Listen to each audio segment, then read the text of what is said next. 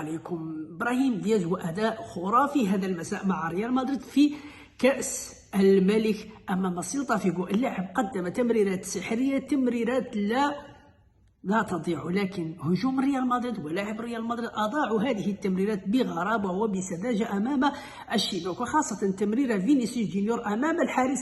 لكن اللاعب البرازيلي اراد ان يتفنن كعادته وان يرمي الكره فوق الحارس، لكن المدافع انقذ مرماه بطريقه خرافيه، وكذلك الرأسيه لكليان بومبي والارضيه، وكذلك الحارس والدفاع تألقوا امام اللاعب المغربي، لان الحارس تألق تصدي خرافي برجله وانقذ هدف محقق لصالح ابراهيم دياز، وكذلك الدفاع تألق امام تسديده ابراهيم دياز. اللاعب اليوم قدم خاصه الشوط الثاني، قدم الشوط الثاني ممتاز بشكل جيد جدا، لكن للمدرب رأي آخر. اللاعب كان متألق في هذه المباراة ويقدم مستوى ممتاز وخرافي، تمريرات سحرية، تمريرات مباراة كاملة هو كيوزع عليهم الصدقات والتمريرات، لكن المدرب قال له لا نعم سيدي خرج، غادي نخرجك.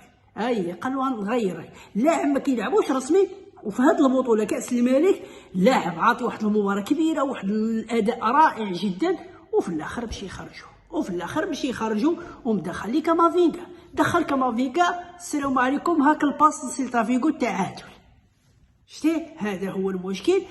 افضل لاعب عندك في المباراه هو ابراهيم دياز، افضل لاعب كان في ريال مدريد هو ابراهيم دياز، ومشى خرجوا في الاخر ودخل كامافينغا اللي عطى هدف الانبعاث لسيلتا فيغو من هدف الى ضربه جزاء الى التعادل. اعطونا رايكم كيف كان اداء ابراهيم دياز اليوم. كان يستحق ان يسجل هدف، لكن تألق الحارس والدفاع لم يسجل ابراهيم دياز اليوم.